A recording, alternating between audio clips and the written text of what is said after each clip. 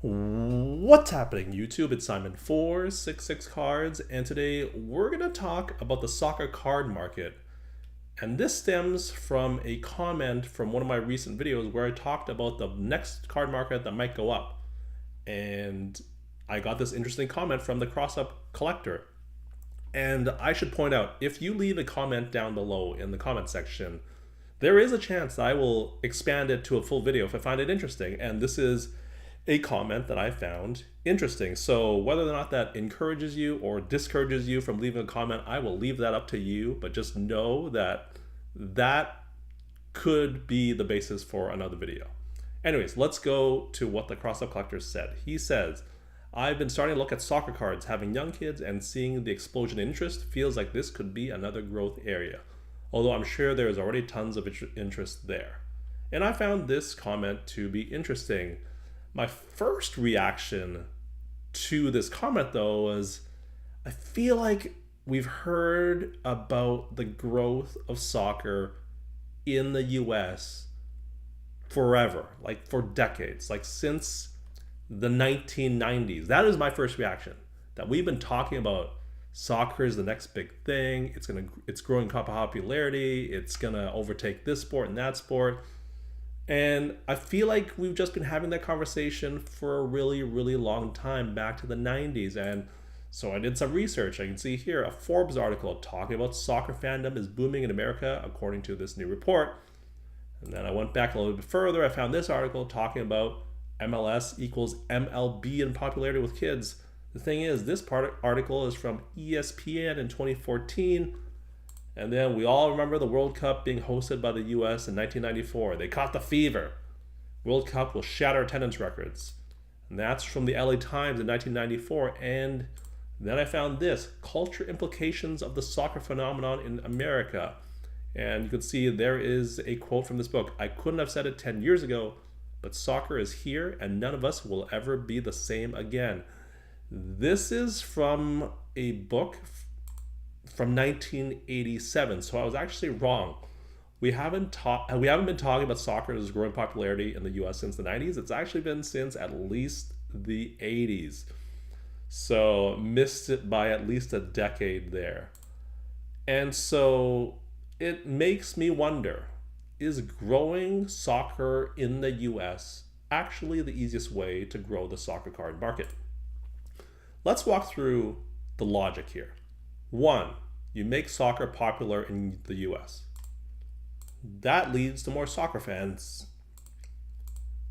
And that leads to new soccer fans becoming soccer card collectors. That's the logic here. That's what the cross-up collector is basically assuming with his comment there. But what if there is another way? What if we find an existing soccer market that's just has crazy soccer fans, like in Europe? And what if we just expose these crazy soccer fans to soccer cards? And wouldn't that lead to these crazy soccer fans becoming soccer card collectors? And of these two options, which one would you say is the easier path?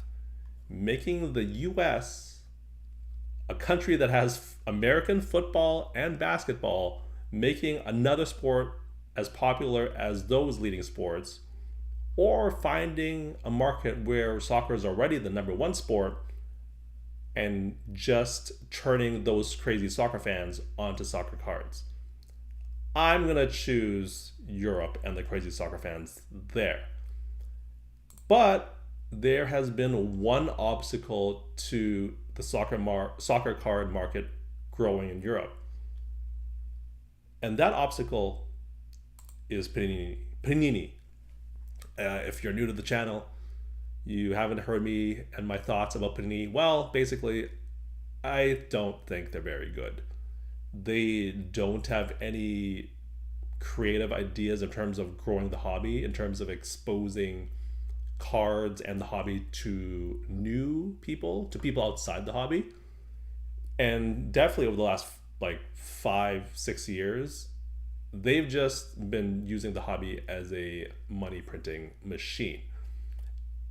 And if I'm truthfully told, I think Panini was just in the right place at the right time. They just so happened to own the league licenses for two of the biggest sports, or the two biggest sports in the US during the pandemic, and they were just so lucky to have been there at the right time. And that's been an obstacle to growing the card market in Europe, because they're not doing that much to grow the hobby in Europe, right? And Europe has not historically been a card card focused market as it is in North America. But there are some changes, because Panini has historically also owned a lot of the soccer licenses in Europe. But this is an article from ESPN in 2022. UEFA expands Topps deal, replaces Panini as producer for Euro cards. This is for the European Championship, also known as UEFA. And then last year, 2024, the English Premier League made a deal with Fanatics, and that starting in June 2025, Fanatics will become the exclusive provider of Premier League cards. And obviously that is the most important soccer league in Europe, or in England. And that's a big deal. And so you've done that. You've now got part of the obstacle out of the way, right? Panini owns licenses to other soccer leagues in Europe, but now Topps and Fanatics are in the door. But then the question is, what can Fanatics do to expose English soccer fans to soccer cards? Right? What can Fanatics do to expose soccer cards to these soccer fans? Well, we got the answer. They're opening a store in London. And if you read this article from Forbes, you can see here it says, the core role of the store will be to jumpstart the trading phenomenon in the UK and Europe in the same way it has taken hold in the US. Less than 5 Topps partner shops in the UK and less than 30 in all of Europe, which compares to nearly 1,000 in North America. And this is what I'm saying before, right?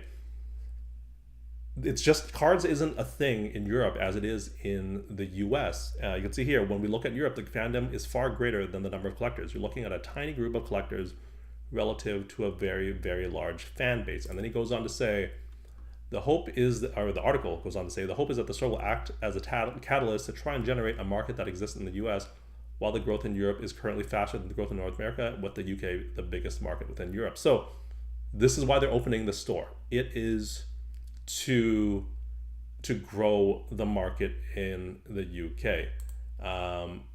And I think this is great. And going back to the basis for this video, which is the comment from the CrossFit collector, this is what I said. In my opinion, the most important growth driver of the soccer card market isn't more soccer interest in the US, it's more interest in cards internationally, especially Europe.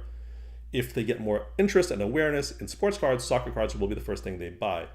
And you might be saying, well, obviously you're going to say that after they open the Fanatics store, like it's clear now that they've opened the Fanatics store, that that's what they're trying to do. Well, while that may be the case, I just want to point out that I made this comment before they announced that Fanatics was opening the store. You can see here this comment, well, I guess depending on when you look at this, when I took these screenshots, I made this comment 11 days ago. Fanatics opened their store, or announced they're opening their store 7 days ago. And one last thing here, you'll notice that it says here, it is opening a store in the iconic Regent Street in London.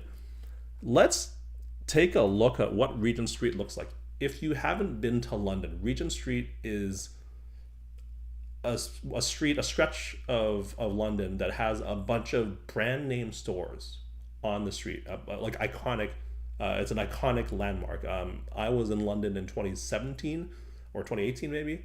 So it's a little bit foggy, but I definitely went to Regent Street to just walk around and kind of experience it. It's like a thing you do as a tourist. And if I remember correctly, again, it's been about 7-8 years. This stretch between Oxford Circus, which is one of the subway or tube stations, and Piccadilly Circus down here, this stretch of Regent Street is the fancy Regent Street area. And so if we just take our little guy here and plop him down, I don't know, where you want to go? Here, I don't know. Let's see what's here. You can see here, this is, again, like, this is very British looking, but, and has some like real, oh, what is happening up here? Is there like a bird up there? I don't know what's happening. Anyways, But you could see, like, if you go here, there's like a Levi's. Is that Hugo Boss down there? Is that what this is? Yeah, Hugo Boss is here. It's like, is that Michael Kors? I believe so. Oh, it disappeared. I think this says Michael Kors here. Yeah, Michael Kors. You get the idea, right? These are all brand names of varying degrees, and so it is an absolutely huge tourist spot. You can hear there's a Lululemon. There is a, I don't know what Gant is, but good job by them. It's et cetera, et cetera. Oh, this is the Hanley's. I think it's more of a department store. But you get the idea. If you look at this street, it looks very British, and you can see it is very nice looking, very well kept. And this is a huge, huge stretch of stores that gets a bunch of tourists. And so if you're fanatics and you're looking for a place to expose the hobby to a bunch of tourists and a bunch of people, this is the street. This is the place to do it.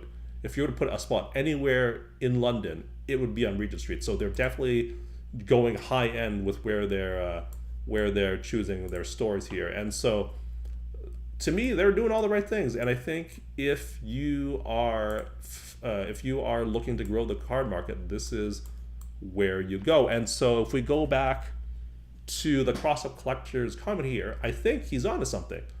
I think soccer cards might have some good growth potential because of what Fanatics is doing, and not necessarily because of what the cross-up collector is saying in terms of explosion and interest in the US. Might be time to look, instead of inward in the US, outwards, outside of the US, where the growth might be coming from. Anyways, that's it. That's the video. Would love to hear your comments down below. Let me know what you think. Although, keep in mind, if you put a comment down there, I might turn it into a video. So don't say you haven't been warned. Thank you, as always, for listening and watching. I'll talk to you all soon. Cheers.